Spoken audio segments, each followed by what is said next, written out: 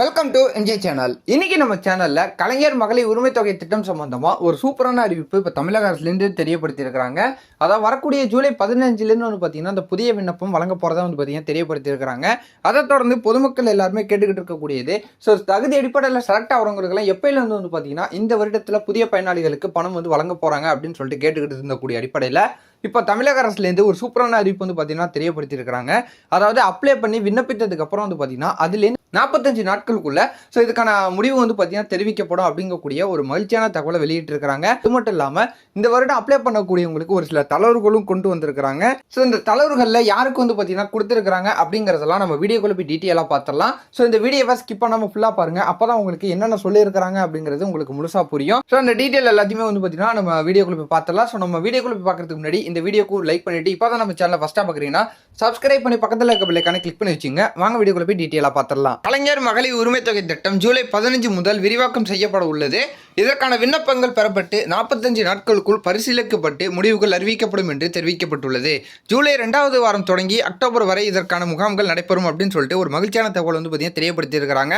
So ஜூலையிலேருந்து வந்து பார்த்தீங்கன்னா October வரை இந்த முகாம்கள் நடைபெறும். இந்த 45 நாட்களுக்குள்ளே வந்து பார்த்தீங்கன்னா பரிசீலிக்கப்பட்டு முடிவுகள் எடுக்கப்படும் அப்படிங்கக்கூடிய தகவல் வந்திருக்குது.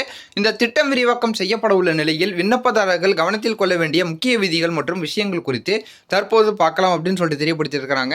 இதில் முக்கியமாக வந்து பார்க்க போனால் மகளிர் உரிமை தொகை யாருக்கு வந்து பார்த்தீங்கன்னா கிடைக்கும், என்ன தளர்வுகள் கொடுத்துருக்காங்க அப்படின்னு சொல்லிட்டு பார்க்கும்போது, ஒரே வீட்டில் 2 பெண்கள் இருந்தால் அவர்களுக்கு இருவருமே ரூபாய் 1000 உரிமை தொகைக்கு விண்ணப்பிக்கலாமா என்ற கேள்வி பலருக்கும் உள்ளது. இது குறித்து தமிழக அரசு வகுத்துள்ள விதிகளை பார்ப்போம். கலைஞர் மகளிர் உரிமை தொகை திட்டம் விரைவில் விரிவாக்கம் செய்யப்பட உள்ளதால் பலரும் தங்கள் ரேஷன் கார்டுகளில் தேவையான மாற்றங்களை செய்ய தொடங்கியுள்ளனர் அப்படின்னு சொல்லிட்டு தெரியப்படுத்தியிருக்கிறாங்க. ஒரு வீட்டில் பாட்டி ஒருவர் பென்ஷன் பெற்று வந்தால் வீட்டில் உள்ள மருமகளுக்கு மகளிர் உரிமை தொகை கிடைக்காமல் போய்விடுமோ என்ற அச்சம் சிலருக்கு ஏற்படலாம்.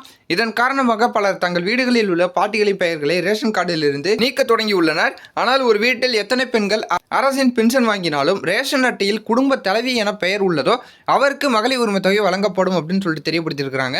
குடும்ப தலைவியாக இருப்பவர் பென்ஷன் பெறக்கூடாது. அதேபோல் அவருடைய கணவர் அரசு ஊழியராக இருக்கக்கூடாது.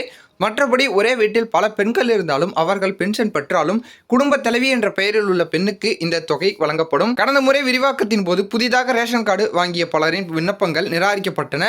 ரூபாய் 1000 பணம் பெறுவதற்காகவே இவர்கள் புதிதாக ரேஷன் கார்டு பெறுகிறார்கள் என்று காரணம் கூறி அவர்களின் விண்ணப்பங்கள் நிராகரிக்கப்பட்டன. ஆனால் இந்த முறை புதிதாக ரேஷன் கார்டு பெற்றவர்களுக்கும் வாய்ப்பு வழங்கப்படும் என்பது குறிப்பிடத்தக்கது அப்படின்னு சொல்லிட்டு தெரியப்படுத்தியிருக்கிறாங்க.